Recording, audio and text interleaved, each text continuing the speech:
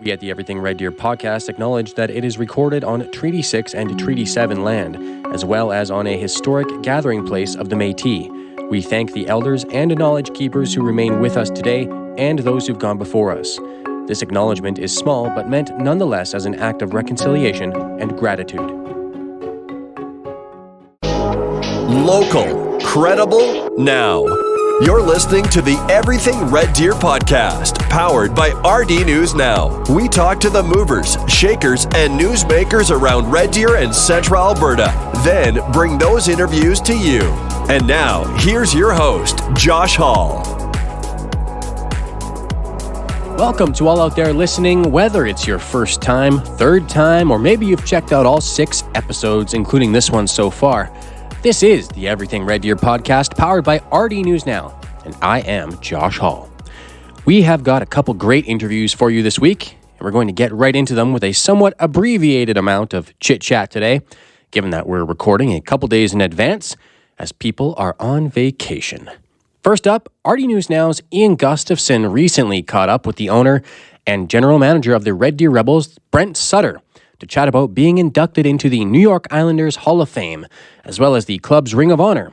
That happened earlier in January with Sutter and his family traveling to Long Island for what was a pretty cool ceremony. After we hear from Brent Sutter, we'll bring you my in-studio chat with Mike Thibault, and he is the creator of the Man Up Men's Support Group. Mike and I chatted about men's health, mental wellness, and he shares when that support group is starting up again. Hint, it's soon. So, to tee up Brent Sutter and his latest honors, we're talking about a man who over 12 seasons with New York played in 694 regular season games, scored 287 goals, and 323 assists. He added 88 playoff games and, most importantly, 2 Stanley Cup championships in his time with the Islanders. Of course, Brent went on to play for the Chicago Blackhawks and later became owner of the Red Deer Rebels, but this honor was all about his time in Long Island. With Brent Sutter now, here's Ian Gustafson. Now that it's wrapped up, you've kind of had time to think about it, what was that whole experience like for you and your family? It was top notch. It was first class. And they did a great job. It was an awesome 3 days. Best way to put it, I shouldn't expect it any other way. With their ownership group there and Lou being their GM, Mr. Lamorello. It was first class. A lot of people behind the scenes put a lot of work into it. It wasn't just the on-ice stuff on Saturday. It was everything else for the function they had Friday night and just the way they had everything done and set up. It was a great experience for everyone. I was glad that some of my kids and grandkids could be there, and so that was obviously, for Connie and I, it was brought back. We lived there for 10 years of our lives, and it became our home away from home, you might say, when you play that long somewhere. We had two of our children, American and Brandon, were born there, right? And you're attached, even when attached to Long Island, you're attached to the Islanders. Even when I got traded in October of '91, you played 7 more years in Chicago, and you had 10 years of your 10 and a half years and seven and a half, whatever it was, of your life as an NHL player. You played you played in 2 cities, but you played in one for that long. You are attached to it. And they have a great alumni there. The guys that came back were awesome. It was great to see them again. We were there 2 years ago for the 50th anniversary. I'm tremendously honored and humbled, grateful that it occurred and that happened, and and it's obviously how can you not be proud? It's something that for me personally I never expected. It was certainly emotional too. And now that you're a part of the Ring of Honor there, and you got a plaque in the Hall of Fame, and seeing the reception from the fans there, and even maybe from some of your old teammates there as well, is it kind of tough to wrap your head around all of that, knowing that you're a bit of a legend there in New York? Well, it's quite something. I'm from Viking, Alberta, and Connie's from Silver Lake, and and you end up in Long Island when you're 19 years of age.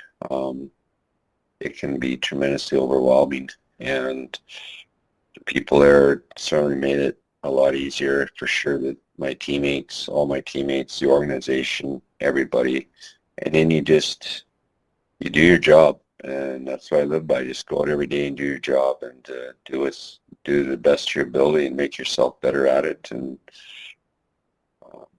my career turned out to be what it was, and my time in Long Island turned out to be what it was. And there's a lot of hard work put into it, and a lot of commitment and all that stuff. But that's the way it's supposed to be. I guess it's. I look at it. I'm a pretty humble guy, and so like I said, I'm proud that I wore that Islander jersey, and for them to honor me and myself and my family like they did, it was pretty cool. It's pretty awesome, and I can't thank everybody enough for that. Brent Sutter is such a good talker, and we send all of our congrats his way. Of course, you can hear the broadcasts for all Red Deer Rebels games on 106.7 Rewind Radio. Now, after a brief interlude, and as promised, we're on to our feature interview of the week. Enjoy.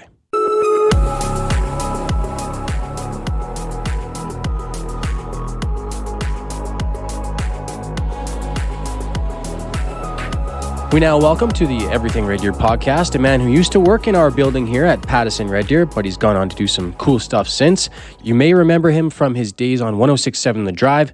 His name is Mike Thibault. Yes. Thank you so much, Josh. I really do want to say that I very much appreciate you making the opportunity for me to come on and chat about something that's really near and dear to my heart, and something that is affecting a lot of men in Central Alberta. So thank you very much. You are very welcome. And obviously the door will be open for you to come back. Appreciate that. You are the creator of the Man Up support group. Yeah. Now Man Up 2.0. Well, so here's the thing. So going back about 5 or 6 years, I started up the Man Up support group. Man, it was such a big undertaking. So, it's something that I went through a contentious divorce, specifically with regards to access, right? So access to my daughter.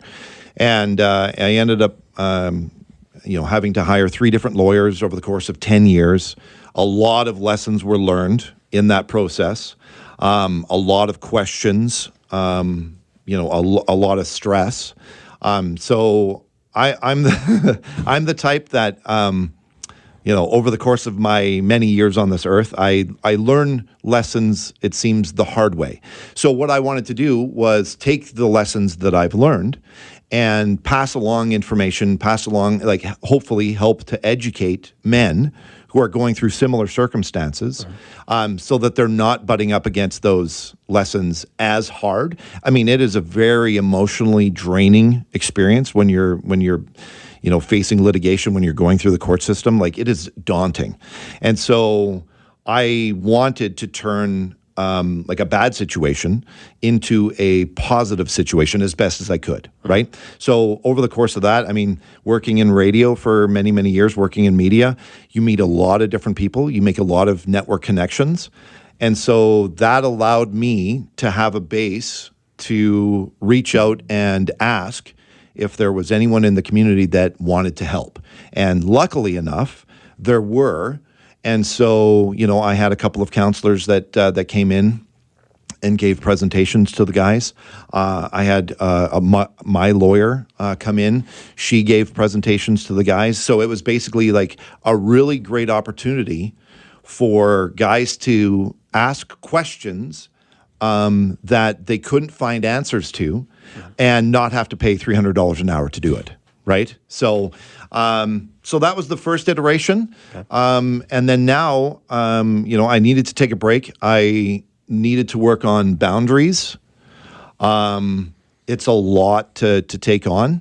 My role is, as I see it, is as a facilitator. So I've got no counseling background. I've got no legal expertise. I am not an expert in anything. I just hopefully am going to be able to connect these men who are going through really, difficult times with people in the community that can help them out. So the first iteration was back in 2018? In and around there. Yeah, 2018, yeah. And so how come it went away? So honestly, it just got to be a lot. Yeah. It was emotionally draining because these guys, they were looking to connect on a really personal level. When you're in these meetings, you're listening to, and it's revisiting some really difficult situations that you were in, and I wasn't. I mean, I didn't go in it with like starry-eyed and naive, but while I was the only one that was running it, that weighed on me. So now, I've done a lot of boundary work. I've talked to counselors. I've talked to people that have given me guidance in order to make sure that I'm guarding my energy. And so now, for the second iteration, I think that I'm better suited and better situated to it. And I know that, if things get particularly heavy, that I can pass them off or encourage them to go and literally talk to people that are there because that's what they do, right? It's so easy to get burnt out. Oh, and that's the thing. And so, we ended up running the group for about 8 or 9 months. Okay. So we did a monthly meeting. So there was about 8 or 9 of them. And yeah, like it gave you a really good perspective on the situation that you might find yourself in, but also, how other guys are dealing with it, right? So it's the sense of camaraderie that was built there. I know that there were some friendships that were forged through it because of Kismet. They were dealing with the same things, and I mean, man, we've all had a buddy going through a difficult breakup. And while it's all good and nice to have someone to vent to, there's a shelf life for that too, because if your buddy's hurting. And every single time that you go out with them, that this is going to get brought up. Yeah. It can be a strain on the relationship. It can be a strain on the friendship. And so, my goal was to kind of help the buddies out as well, because this is giving the guys, going through divorce or child custody issues or separation or parental alienation, like all of these things that are very serious, but their buddy might not know anything about that. Mm-hmm. So, this was an opportunity for them to sit with other guys, listen where other guys, had been or are at, right? Because the group isn't just for people that are going through it right now. What I would love to foster is a community of men that have gone through divorce, have gone through separation, have gone through those child custody issues, and want to help men who are going through it right now, right? So give them a little bit of, guidance, or like, hey, this worked really well for me, so this is something that might work for you, right? There's a bit of a stigma around men allowing themselves to lean into their emotional side and just talking about their problems in general. Yeah. Is that a goal of Man Up, is to get guys, being a little more open about what they're going through? Absolutely. Like the whole, like the title itself, Man Up, right? Because like you hear, oh man, just like man up already. Like you're a dude, you can handle this.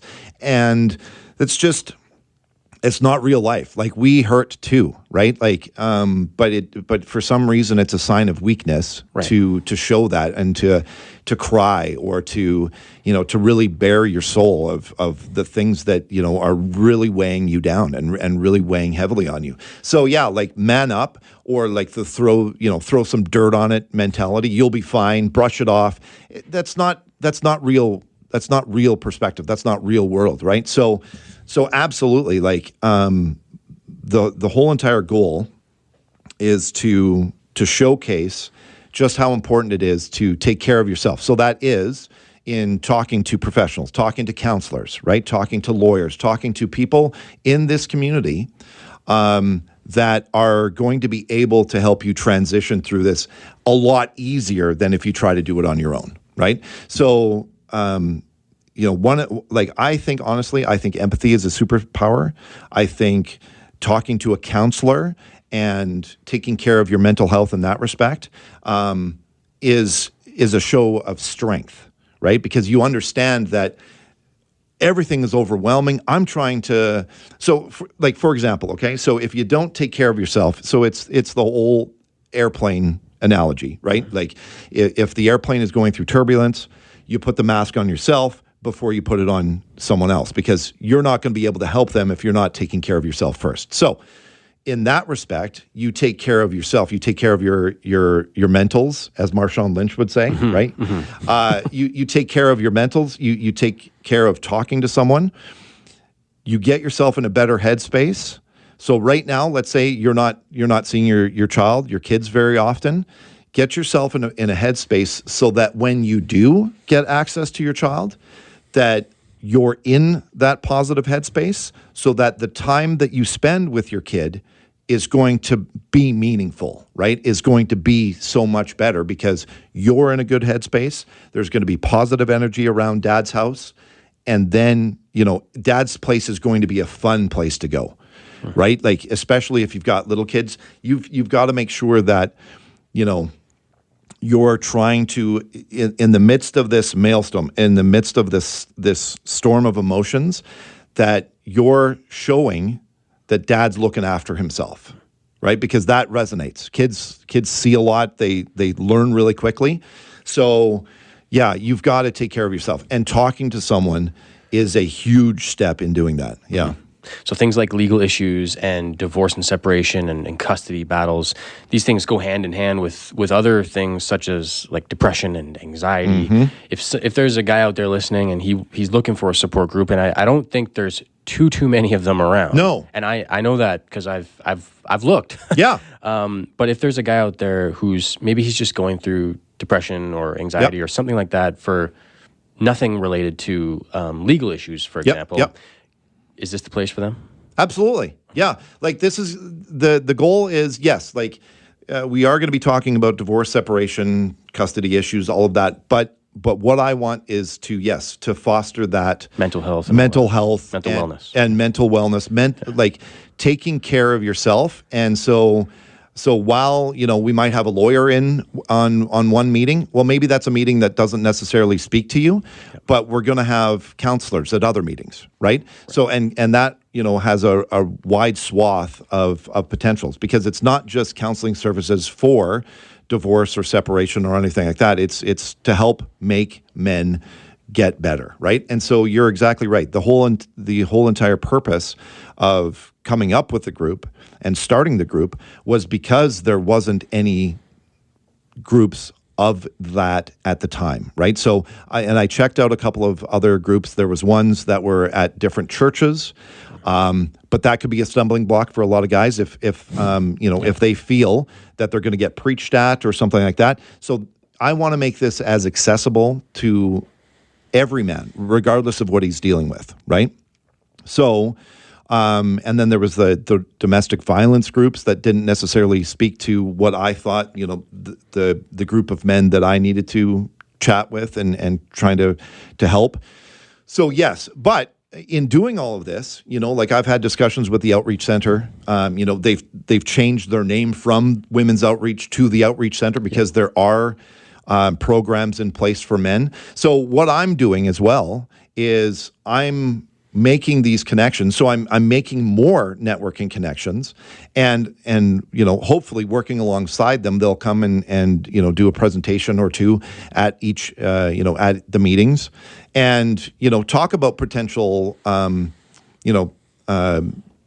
resources that guys can reach out and utilize, right? Because that's the other thing too, is you're going through this extremely difficult situation. You've got to keep your head above water. You're working 9 to 5 or maybe even longer. Yeah, right. You're working all week. Yeah. And then and then you've got this, separation hanging over you. And then you've got child custody access. Like how many visits am I going to get this month? You have all of that weighing. And then you've got so many questions that you don't even know where to start asking. And you don't even know the proper questions to ask in order to get the information that you so desperately are looking for, without having to sit down with a lawyer and at low end, pay $300, $400 an hour, right? So this is what this group is. It's getting together with people in the community that have the resources, have the programs in place to help guys that are struggling. Okay. So yeah. So Man Up is getting back up off the ground. Yes. When is the first session coming up? So the first meeting is Tuesday, February 11th. It's from 7 to 8 p.m. It's happening at the Sheldon Kennedy Center of Excellence. Okay, so that's Great place to have it. Yeah, that's and I thought so too. Right, it's a great space. It was so nice that I got a chance to take a tour and to see a couple of the different meeting spaces that they have available. We're going to be meeting in the Lacey Family Meeting Room, which is on the main floor. Guys, you're more than welcome. Like I said, it's from 7 till 8. I'll be at the door and directing you where to park and all of that sort of thing, directing you to the meeting room. And that's where it's going to be held for every single month. So we're looking at the second Tuesday of every month from 7 to 8 p.m. That's going to be, I thought it was very important to have it in one space, consistently, same time, consistently, so that guys can put the time aside to come out and check it out. And is there any cost? No cost. Perfect. She's free, baby. She's natch. Yeah, that's the best part. Exactly, right. And like that's the other thing too is trying to make it accessible as possible. And I'm talking to a wide swath of people, right? So right now I've got a couple of counselors that have already basically signed up that are going to be coming to give presentations. We're going to be, I think the first meeting might basically just be a get together.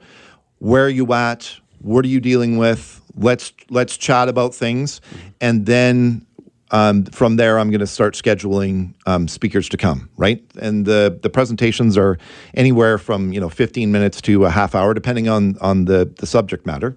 But yeah, so the first meeting will be just kind of a gathering, a get together of people of like mind who are struggling, that need that space. And then we'll talk, about other people coming in. But yeah, so counselors, I'm looking to connect with a lawyer. I think it's very important to bring in someone like a nutritionist talking about healthy eating, because that's the other thing too, right? Is okay. Let's say you haven't seen your kids in a while, or you get them every other weekend, and while it sounds awesome to have pizza night at Dad's.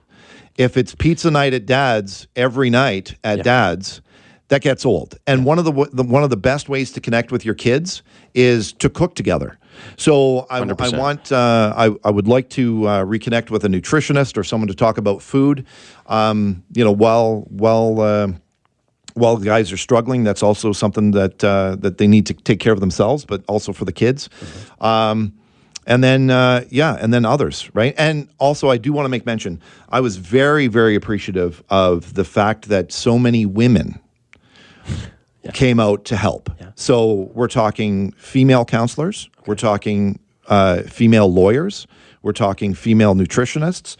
A lot of the presenters and a lot of the guests that I had, it was a thought in my mind of, I need to show these guys who are struggling that there are women in this community who are there to help, because you can get really tied up in your brain. It's like, oh man, like I am struggling, like women are the problem. That's not it. And so it is going to be a safe space for men, but there are going to be rules. This is a positive space. This is not going to be a stitch and bitch. Right? Without the stitching. It's going to be without the stitching and without the bitching. So this is a place, yes, you can vent, you can talk about your frustrations, you can talk about the situations that you find yourself in, but there's going to be absolutely no time spent on getting into that cesspool of negativity because Yeah. the whole entire goal of this group is to give men hope and to give men positivity that things, yes, will get better. There are people in place here in the community that are here to help, and you cannot get better if your mentality is still in that spiral of negativity, right? Like you've got to set the tone. And so, yes, there are going to be, some guidelines, some rules. Yeah. So I'm glad you mentioned women. Yeah.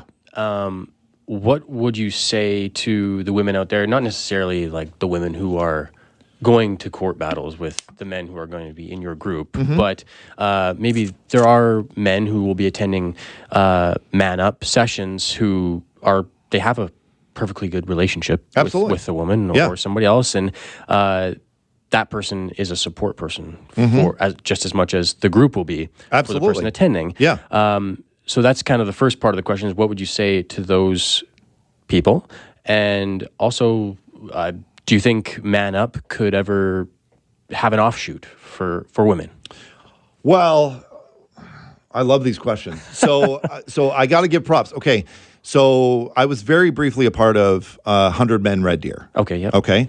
100 Women Red Deer Yes. have been killing it. They have. So this is what I love about women is they support each other. They come together. They talk about things. Like it's more accessible for people. They'll surround you and they'll help. And men are lacking with that. So actually, Josh, some of the very first supporters of me putting the group together were women because they're like, oh, I've got my husband, my boyfriend's friend is going through it. My boyfriend is still dealing with some stuff from his ex, right? Like it trickles down. Yeah. And it stays there, especially if you don't talk about it, and if you don't deal with it, it festers. So women have been in the biggest supporters, since day one. So what I would love is I would love to to have the women in these men's lives tell them about the group, encourage them to go to the group, encourage them to check it out. I know that I've got many friends who are women who have said, I know a guy, I'm going to send a guy. I know a guy, I'm going to send a guy. And that's, I love that. Like in the first iteration, our usual gathering was about 10 to 15 guys. I would love there to be more because there are a lot of guys out there that are hurting, right? So I'm very appreciative of you helping me spread the word and get it out because I want this to be a success. I'm not putting all this energy in just to have it peter out. Like I'm in this for the long term. I know that there's such a need. So as for the, to work into the, is there could there be a potential, for a woman up group? Absolutely. Like what I've thought, because we all have these thoughts. Okay, well, if I start this, it might get to this, right? Mm-hmm. And it all starts with, putting the work in. You started this podcast, right? So you have, there might be goals and aspirations that you have.